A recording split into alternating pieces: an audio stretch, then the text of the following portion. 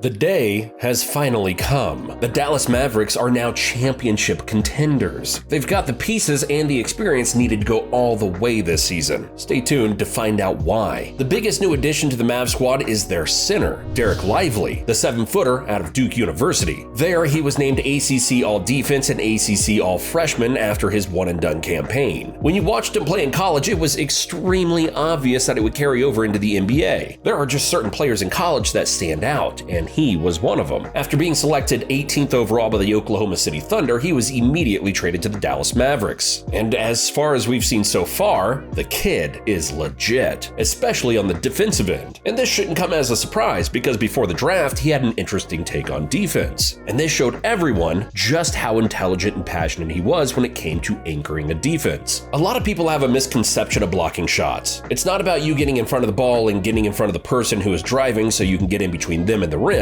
It really comes down to you focusing on the basketball and focusing on where the ball is going to be so you can meet it at its highest point. This might not seem that impressive to some, but the thing is, most players at just about any level aren't that strategic when it comes to defense. This is what separates the good from the great defensive players. He's not just moving around out there with no goal in mind. He knows his job and will do anything to accomplish it. He is literally the sole piece that the Mavericks have been missing. They've always had a great scoring offense, for obvious reasons, but their defense was bad, and I mean really bad. They had no backbone or even an ounce of defensive identity. Last year, they ranked 18th in points allowed in the paint and 25th in defensive rating. Not to mention, they were arguably the worst defensive rebounding team in the league as well. There's just no way in hell you can win a championship while being that bad in just about every aspect of defense. Luckily for the Mavericks, Lively is filling that hole with ease. At 7 feet, he has an enormous, and I mean enormous, 7'7" wingspan that helps him swallow up shots when controlling the paint. When he's in the game, you now have to think twice before entering the paint. That was not the thought last season when they had Dwight Powell and Christian Wood as their two rim protectors. I don't think a single player was concerned when they saw Dwight Powell standing under the rim, and that is just simply not the case with Lively. I think some don't really understand how valuable rim protection is. Having a good to really good defensive big can disrupt an offense's entire scheme. For one, most NBA teams nowadays run the pick and roll damn near every possession and are keen on attacking that big and drop coverage. But with Lively, you can't do that on a consistent basis. So that forces them to basically game plan around Lively in order to get off the best shots possible. And that hasn't been an easy task as of late. I know the season's just begun, but the Mavericks are currently in the top 10 in paint defense. Rim protectors are so valuable because they can erase mistakes made by the perimeter defenders. Offensive players are so good at blowing by defenders and getting inside the second line of defense. So having Dereck Lively there to contest and alter shots sort of sweeps the mistakes under the rug in a way. Offensively, Lively is just as good. He's already proved to be a high-level role man, which is something Luka Doncic loves about him. After a win over the Spurs, Luka pointed out that Lively did not look nervous at all. And that goes back to what we said earlier in the video when we stated that he stood out in college. To further explain that he just looked out of place, but in a good way. It looked as if he was an NBA veteran who just decided to play college basketball again for 1 year. He didn't miss rotations, he contested everything, he was more disciplined than you could have ever imagined from a college center. And his timing on the offensive end when it came to rebounds and rolling to the rim were very advanced and effortless. Lively may very well be the best role man that Luka has ever had, which is scary because we all know Luka's best attribute is playmaking. Elite pick and roll duos like Trae Young and Clint Capella and Donovan Mitchell and Jared Allen are so hard to stop because as a defender, you have to worry about the pick and roll ball handler because he can score so well. But then at the same time, you also have to account for the roller because he's a freakishly athletic finisher who can finish above any defender in the NBA. It's just a match made in heaven, honestly. While Lively is certainly the final piece to the Mavs championship puzzle, they can't achieve that without the man, the myth, the legend, Luka Doncic. Luka has started off the season as everyone expected. Amazingly, the league is in trouble because Luka is turning 25 this February, which means he's officially entering his prime as a player.